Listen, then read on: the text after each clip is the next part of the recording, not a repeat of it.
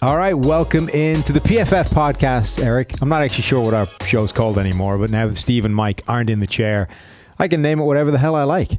So welcome into the PFF podcast. I'm here with Dr. Eric Eager, who you may know from the PFF forecast if you're following and listening along with that. And if not, you should get on there right away. Eric, you're in the chair, which means finally Palazzolo baby watch is over. It's over. Steve and Kelly have had their baby. It's done. We no longer have to keep waiting with bated breath and with phones on the table while Steve may run out at any point of the podcast. Yeah, I mean, are we allowed to say the name? We're not allowed to say the name, I don't think, right? Probably can't broadcast the name, but we can at least broadcast, healthy baby boy. All's going well. Yeah, well, I'm not as tall as Steve. I'm not as good looking as Mike, but I think I'll fill in admirably here. You make up for those things with cunning and guile, though. Right, that's the important thing. Eric, we thought football was over, but the AAF happened this week. Football was back. Did you watch? How much did you watch? I think I watched an embarrassing amount of those games. I think I watched all but like the last part of all of them, and none of them were very compelling except for the one, was it the San Diego Fleet and the San Antonio team? That one was kind of down to the wire, although the two-point conversions really do kind of change the way the complexion of these games are because, that game was a 9-point game. It still sort of feels close, but then that 8's not enough, and so it's still a 2-score game. It really does change the calculus. The Arizona Hotshots last night sort of got out ahead of the Salt Lake team by just scoring touchdowns, getting the 2-pointers repeatedly.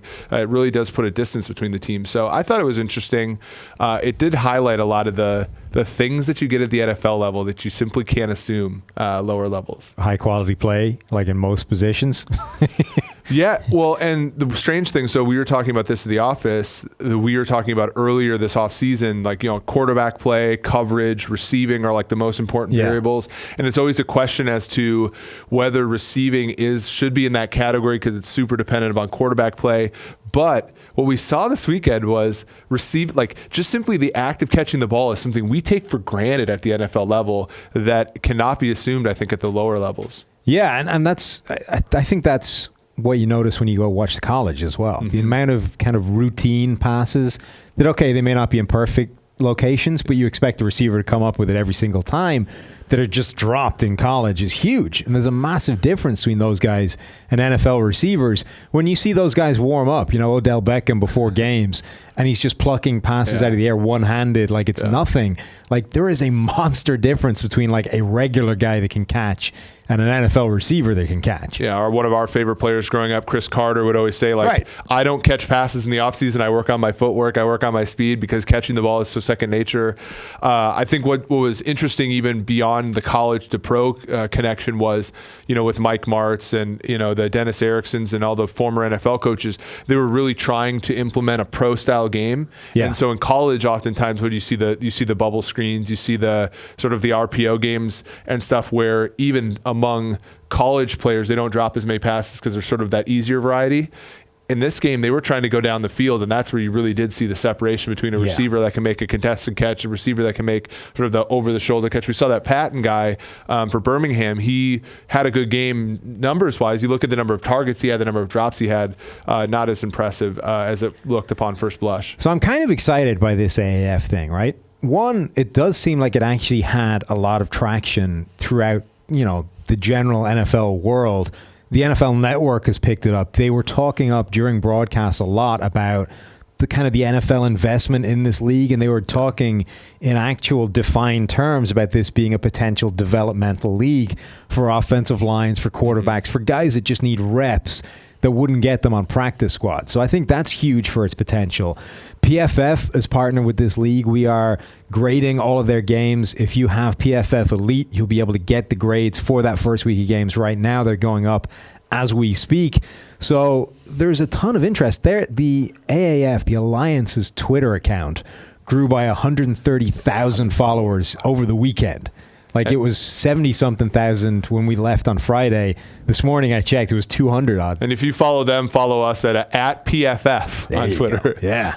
Also, PFF_AAF. We have an official PFF. The symbol is blue on that one, which is AAF great. account. Yeah. So I do think that this league actually has the chance to take off and stick in a way, previous leagues never really did.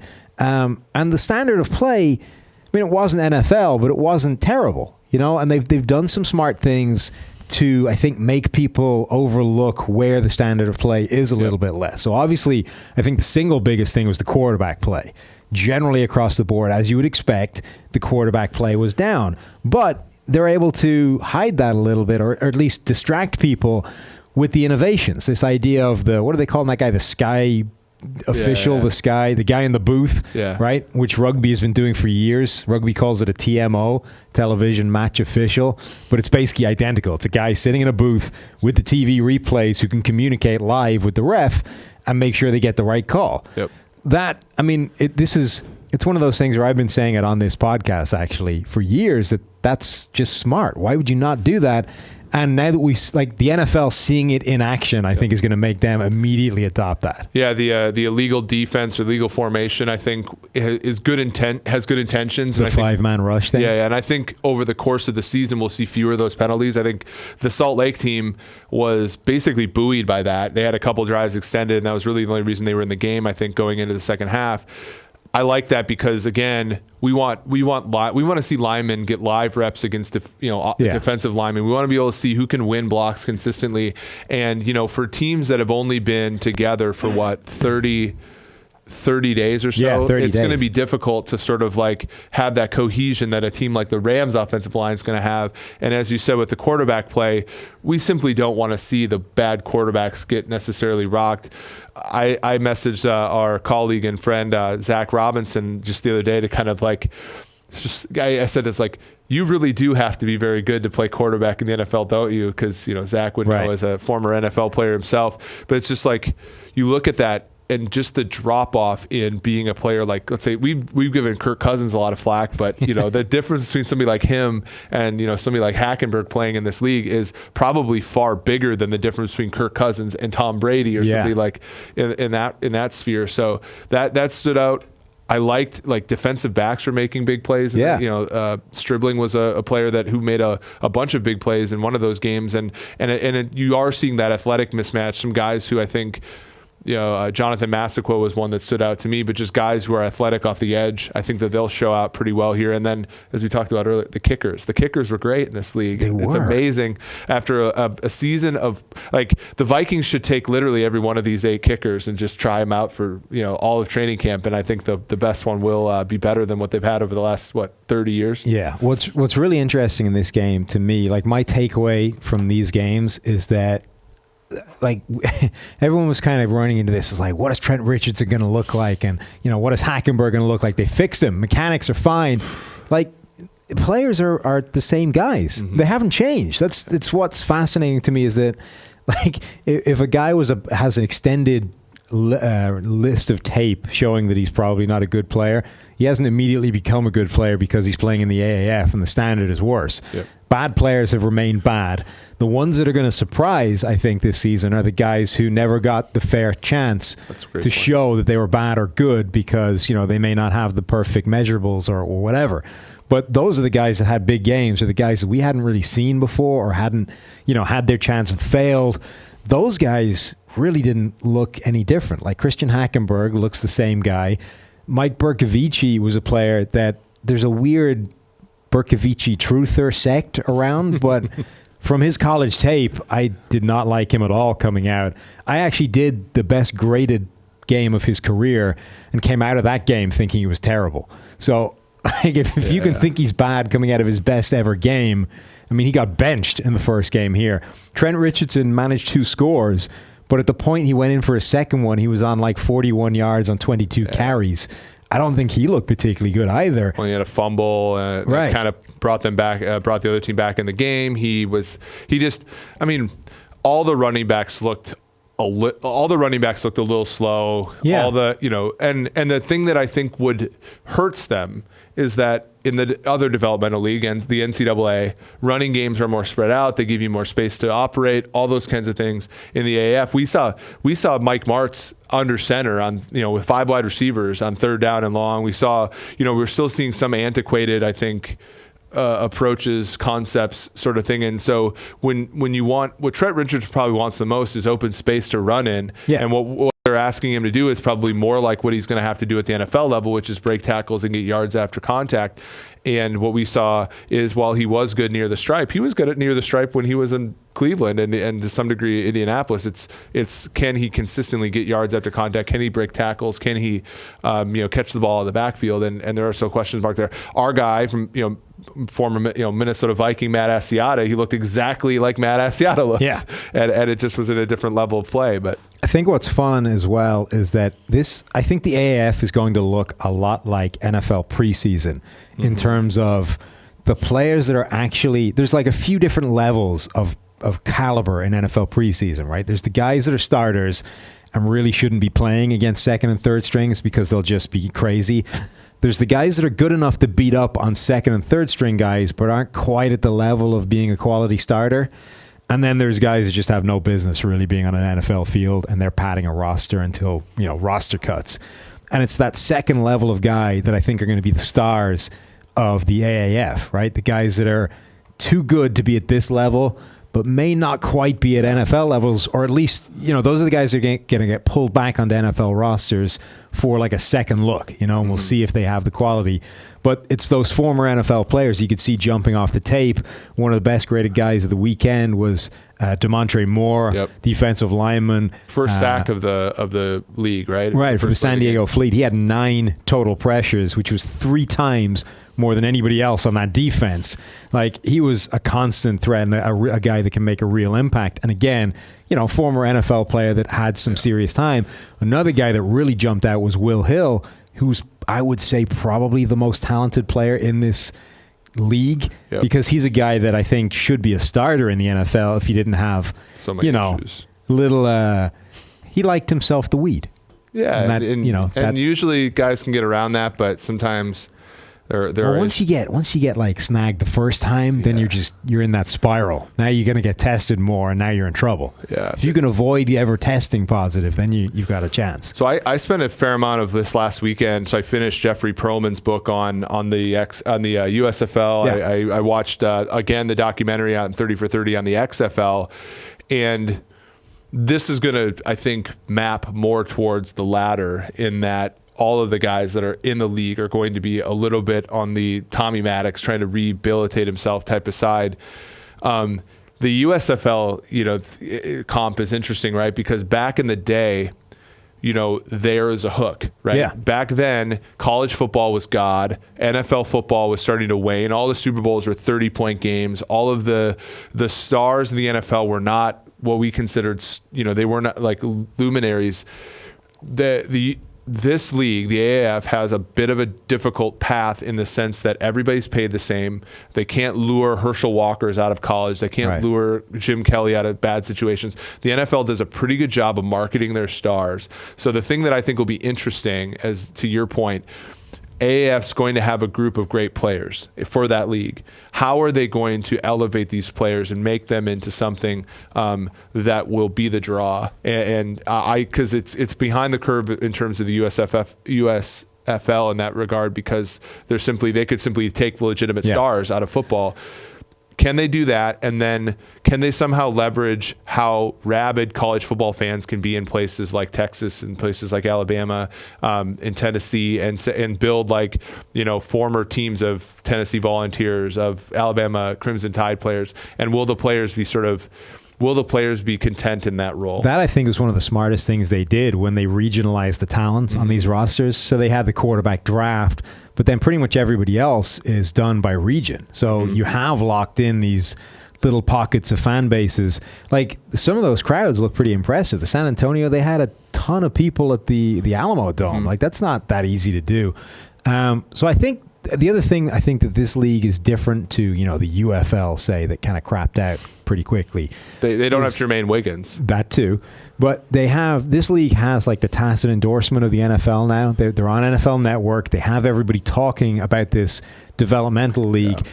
Like, I think the NFL needs an NFL Europe. They need a developmental league. They just didn't want to pay for this big international show that was going on. Yep. This has the ability to be the NFL Europe that the league doesn't have at the moment. Get offensive lineman reps, get quarterbacks reps, actually serve as a developmental portal for players that they just don't have yet.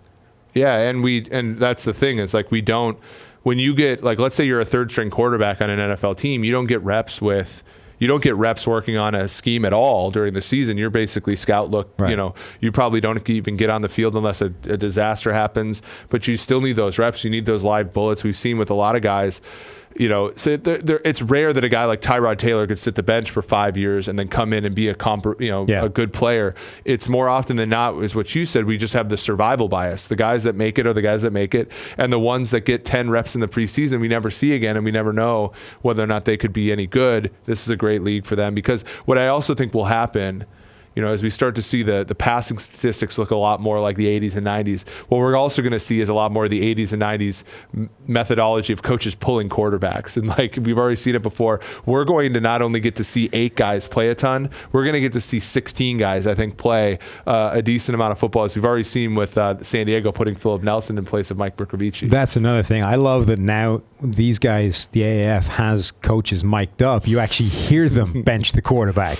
Mike Martz, after one, random terrible play, is like, yeah, I'm thinking about making a quarterback change here. Well, we had to wait like a decade before we got to see Mike Tice, after Doug Bryan missed 2 extra points, say, I'm bringing in Gary Anderson this week while the game was going on. We get to see that in live now. You get to see it happen. So, PFF is kind of all in on the AAF. We like the potential of this league. As I said before, if you've got PFF Elite, you can dive in. You can get all the the AAF data.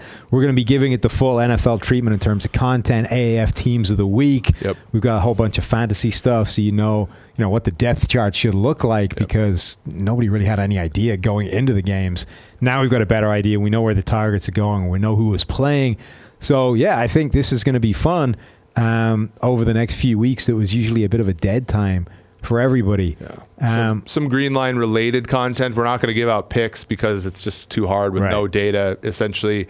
But we'll try to talk about them as we did on the forecast last week, because people want to bet on these games, and of course that we're going to accommodate people with some information there. Cool, excellent. So we're going to hit a couple more topics, and then we're going to bounce. Eric, it's a bit of a short, truncated podcast. I got somewhere to be. You have work to do. I'm stealing you away from actual work. So all good. With Mike and Steve away, we'll just hit a couple more topics. One thing I wanted to hit on today is that Kyler Murray just came out and said he is officially committed to football. Put it out on Twitter. That tweet is going insane. It's already got like 10,000 plus likes, retweets, whatever. Everybody is, well, there it is. There's the news. This, to me, feels a lot more like, late damage control after those terrible, terrible interviews in the Super Bowl week where he just went, no comment, I don't know, whatever. Yeah. Like, this is, at the very minimum, this is what you have to say, right? Until, you can still decide what between football, baseball, whatever, but in order to get far enough down the quarterback process to have any idea if it's going to be the better bet moving forward, you need to tell them all, yeah, I'm 100% in. I'm here. Yeah, and I think especially considering he's already got baseball as a bird in the hand in terms of being drafted and all that kind of stuff, like the group of people he has to impress are the football people. Yeah.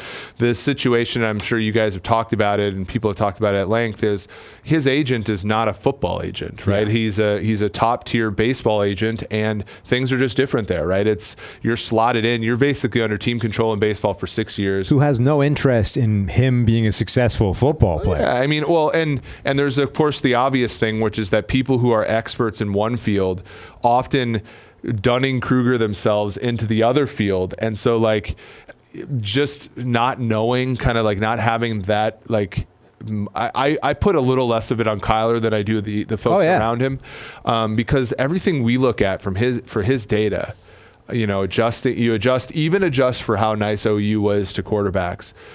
it looks great, right? Right. And his height is an issue, but I don't think his height is such an issue that it overcomes all of the great things that he can do as a quarterback.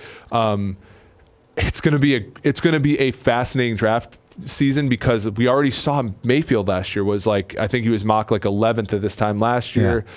Yeah. Got him all the way up to 1. He looks every bit the part. I think that's going to help Murray. But then you have the issues where I don't know how to compare him in terms of makeup to Mayfield, in the sense that Mayfield ruffled feathers with how he acted, but ultimately everybody's sort of down to the Brett Favre picture where okay, he's a boss, Murray, so far he's ruffling feathers, but I don't necessarily know if anybody finds it endearing. So then the question is how far does he move up the draft board? The thing that Mayfield had going against him that Murray won't is that there are other quarterbacks in his class that were considered top tier. Yeah. After Murray, from our grading perspective, what do you think? I don't see a huge competitor there. Yeah, after Murray, it's Haskins, and then there's a giant drop, right? And then it's Drew Lock, the kid from Duke, Daniel Jones, Will Greer. I mean, it's a big drop from on the field. It's a huge drop from Kyler Murray to anybody. Yep.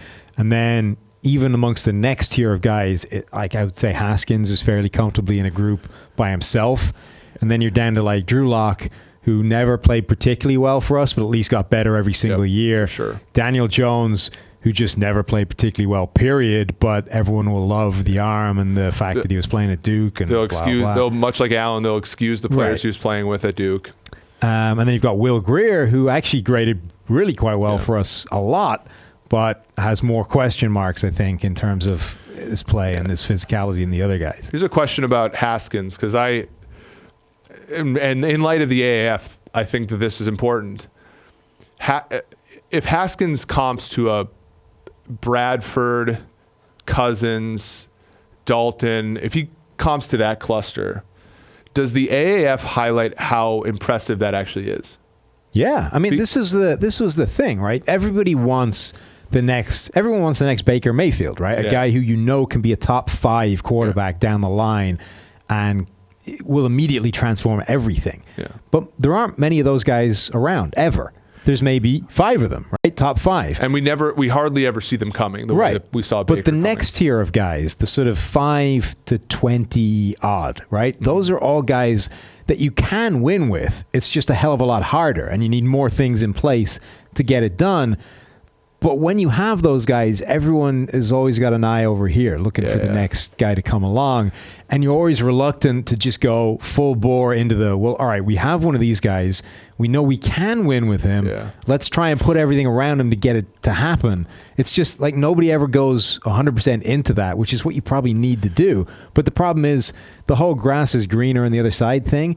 There's still a hell of a drop-off from those guys to AAF guys or even just backup quarterbacks. NFL, right. You can always do a hell of a lot worse than the guy you think you're stuck with. Well, and so you look at the hometown Bengals here, right? Dalton on a rookie deal, when you draft AJ Green at 4 in front of him, that team is great, right. And they had enough talent to go to the playoffs, and they never won there. But ultimately, you saw, 2015, before Dalton got hurt, you saw a team that was a Super Bowl contender, in my opinion.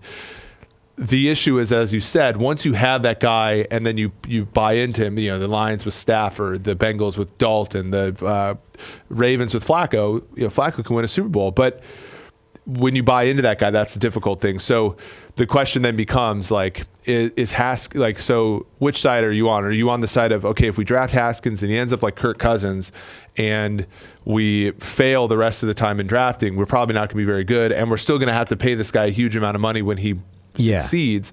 Or do you see it as, okay, we can get a guy who's as good as Kirk Cousins, and I have faith that we can draft a bunch of other good players, or we can sign a bunch of good players with the money that we're going to have as a surplus because of having Haskins as our quarterback, that we can be a contender in a league where, there are a lot of great quarterbacks, but there are some great quarterbacks that are retiring. I think that's the key with those guys, is that there may be a huge difference between those guys and those top 5 guys that are everything you want. But there isn't that huge difference between them and the other guys financially, right? You still need to pay the second tier of guys top tier money to keep them around, because there is such a drop off to the next worst problem. So you have to pay them a ton of money, and that's when you start to have problems, because now you don't really have the money to be able to put everything around those guys that you need for them to be as successful as the top tier guys. And that's where you wind up in problems, right? So Kirk Cousins, the Vikings had to pay him a ton of money to secure somebody that's that good, but that means you don't have enough money to build this dominant team around him where he could be a championship caliber quarterback. So are you in this now limbo situation where you're never going to be quite good enough for him to be as good as he needs to be? But on the other hand, like Kansas City, when they had, Brady Quinn and Matt Castle, you're so bad that you're unwatchable. So you bring in Alex Smith to give you, 5 years of stability, but then you realize there's an ultimate ceiling to that. Yeah. You take Mahomes, and now you see what the third tier level is of having a brilliant quarterback under a rookie deal. But that alternative is why you're stuck with having to pay the middle guys all that money. And they had to pay Alex Smith a ton, and the Washington will have to pay him a ton now that he's hurt. Because it can be so bad. But if you get, if Haskins is that good, the rookie years are the years to have him. Very valuable. If you draft him and he's as good as a middle tier quarterback, it's an outstanding pick. And then you deal with the problem of when you have to pay him later on. Well, and that's, I think, where the maybe the next sort of pioneering team or team that a little bit more woke on this kind of stuff will start to pay guys like Nick Foles and Case Keenum and I've always joked that Nick Foles should sign a 5-year, $50 million guaranteed deal with some team and just say, hey, if you want to draft a rookie quarterback, I'm not going to be offended, but I'm here to be an average quarterback in case you need me. You look at the Rams, you look at the Rams are wondering whether they should extend Goff. If you had Nick Foles or Case Keenum behind you and you're like, we can be a top 10 team with all this money and Keenum, you'd probably work out better off over time, right? Than signing 1 year 20. Cycling through QBs until you find Mahomes. You know, honestly, and there's no, and this is me saying I don't think teams draft players better than any other team. I think teams accumulate picks, and some get lucky. And then the other thing is like the Chiefs with Mahomes, you have a coach who can hit on all the good things. McVay with Goff just can hit on all the positives that a guy has. To me, that's a good approach, but the issue is there's no middle class for quarterbacks, and until then, it's just not a smart play. And that's why this Kyler Murray thing is going to be fascinating to see play out, because he's the one guy from this field that has clear potential to be better than that, to be one of those special quarterbacks. But there's so much working against him. There's the fact you don't really have any idea yet whether he's committed to football or whether he's just saying he's committed to football because otherwise he's in real trouble. He's probably 5'9", 180, which is absurdly without precedent at the quarterback position. Whatever about Baker Mayfield being undersized, Mayfield is 6'1", 215. That is a completely different human being to 5'9", 180. He's also got that added athleticism that Baker didn't have. So this, Murray is going to be one of the most fascinating evaluations we have ever seen. That's going to be really interesting to see play out. The one thing I want to hit with you just before we wrap this up, about 5 minutes. So the story of the season, I think, is this idea of running backs don't matter, right? And I think there's more nuance to this than, people just get stuck in either, the running backs are great, keep going, or no, running backs don't matter, forget it, it's pointless, right? Clearly, there's something in between, whereas a fantastic running back can make a huge difference to your team.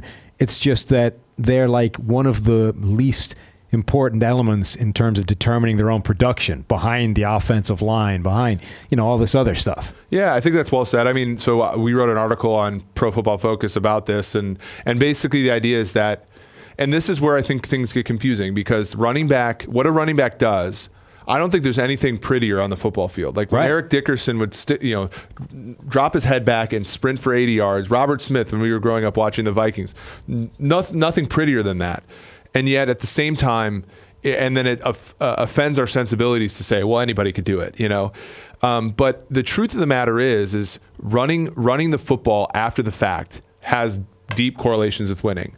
How the running back does after the fact, deep correlation with how a team does. But predictively, to look and say, okay, I know that this running back in this system is going to do this, it's not as good. And that's really, when you want to analyze football, when you want to build teams, that's what you should look at. Not that Adrian Peterson was brilliant for the Vikings.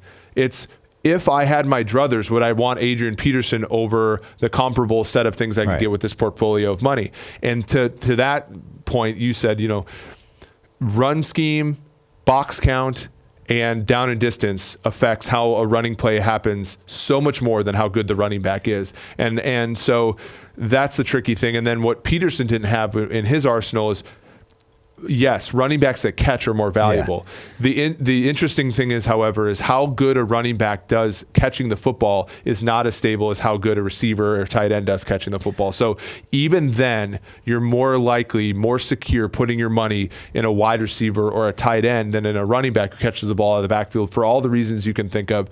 It matters where you catch the ball. It matters under what circumstance. All the things that a running back do are tied to the team, and it's better off to therefore buy into the team than to buy into the back. That's why I think Todd Gurley is such a great kind of case study for this running backs do or don't matter thing, because Todd Gurley is unquestionably an incredibly talented back who does amazing things with the ball.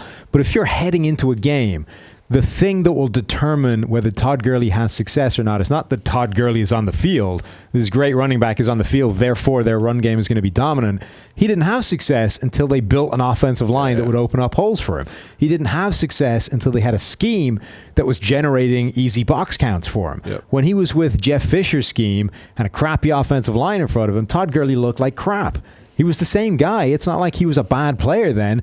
It's just that those other things are the things that determine whether the running back is going to have success, not the talent of the running back. Yeah, and that's the really tricky part is that, it's so, and then that's how somebody like CJ Anderson, or that's like the idea of this change of pace back, right? When a defense is ready or defense puts an extra player out of the box, that's how the change of pace backs were always so, Chester Taylor for the Vikings or Jerick McKinnon, or like some of these backup running backs end up being super efficient, and then they go somewhere. Ben Tate was one. You went somewhere and became a starter, and it's like, well, now you're a starter. Why aren't you doing as well? Well, it's like, well, the other team took a break when Arian Foster was off the field, and so I was facing 7 instead of 8-man boxes, and it's like, and so my take is just like none of the, like all these guys are super talented. To play running back in the NFL, you have to be an extraordinary athlete. Yeah. The difference is that Damian Williams, as what percentage of the athlete Kareem Hunt is, can produce 95% of the output.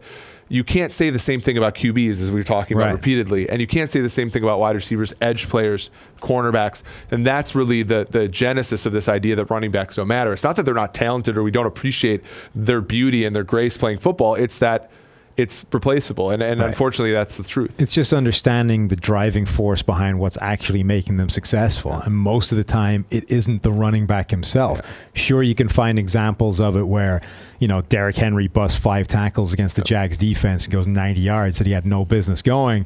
But over the long haul, over a longer period of time, the bigger sample size, it just isn't the running back that's generating that production. Yep. So, if you want to read more about it, go find Eric's article on profootballfocus.com.